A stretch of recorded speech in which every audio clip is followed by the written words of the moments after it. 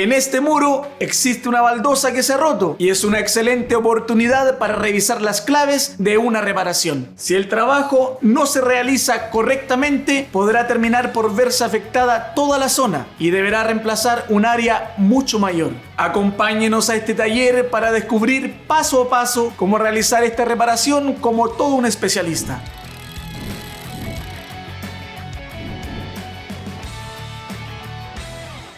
Lo primero que debemos hacer es aislar la cerámica dañada. Para eso vamos a comenzar por raspar el fragüe de la pieza que debemos cambiar. Pero antes debemos ponernos nuestros equipos de seguridad, máscara para partículas, guantes y lentes de seguridad.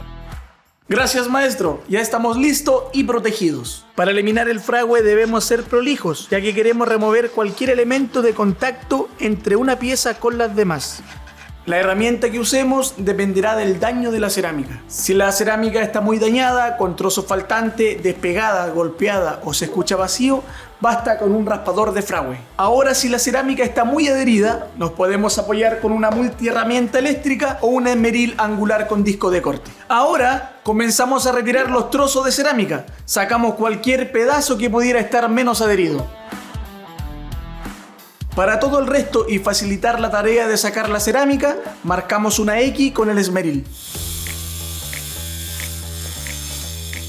¿Qué disco recomienda usar, maestro? Un disco de corte diamantado es especial para cerámicas. Este modelo de Uberman es especial para cortar cerámicas, porcelanatos, baldosas, azulejos, piedras y ladrillos. ¡Buen dato! Y recuerde que todos los materiales que ocupamos en este taller los pueden encontrar en el link de la descripción de este video. Ahora, con un cincel y un combo de goma vamos a comenzar a sacar los trozos de cerámica. Para ello vamos a comenzar desde el centro hacia los bordes. De esta forma se evita dañar las palmetas aledañas.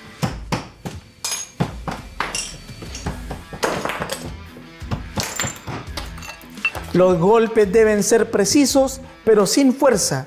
Un golpe excesivo o mal dado podría dañar las otras cerámicas. Una vez retirada toda la cerámica, usamos el mismo cincel y combo para quitar todo el adhesivo. Si el pegamento está muy adherido o quedan fragmentos, se puede apoyar con una escobilla de acero. Ahora debemos sacar todo el polvo y resto que ha quedado. Si es poco, puede bastar con una escobilla.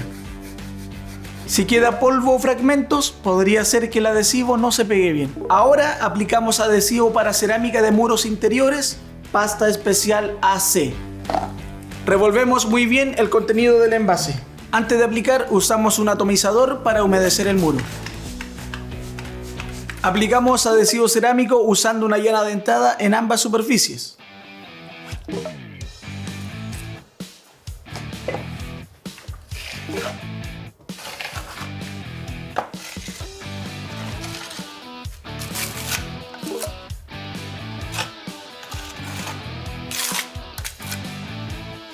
Colocamos la palmeta en su lugar presionando levemente y golpeamos con un mazo de goma.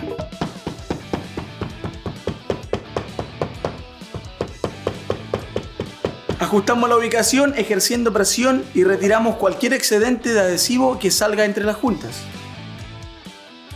Ya dejamos secar por 24 horas o según la indicación del fabricante y ahora solo nos queda aplicar el fragüe. La aplicación de fragüe requiere atención especial. Es por eso que puede dejar en los comentarios si le gustaría que nos enfoquemos en este proceso en especial. Así es, maestro. El exceso de adhesivo cerámico y el exceso de fragüe deben limpiarse lo más rápido posible con una esponja húmeda, hasta que la superficie quede completamente limpia. Si se deja pasar por más tiempo, el exceso de material se secará y será muy difícil de quitar. Y una vez que ya lo hayamos aplicado, solo queda esperar el tiempo indicado por el fabricante. Si usted ha completado todos los pasos, ya habrá podido reparar la cerámica como todo un especialista. ¿Y usted qué otros datos tiene sobre instalación de cerámica? Déjenos un comentario que lo estaremos leyendo. Gracias por acompañarnos y no olvide que todos los productos que revisamos en este video y todo lo que necesita lo pueden encontrar en nuestras tiendas Sodimac, en nuestra app y en sodimac.com. Suscríbase a nuestro canal y vea este video creado especialmente para usted. Nos vemos en un próximo taller del especialista.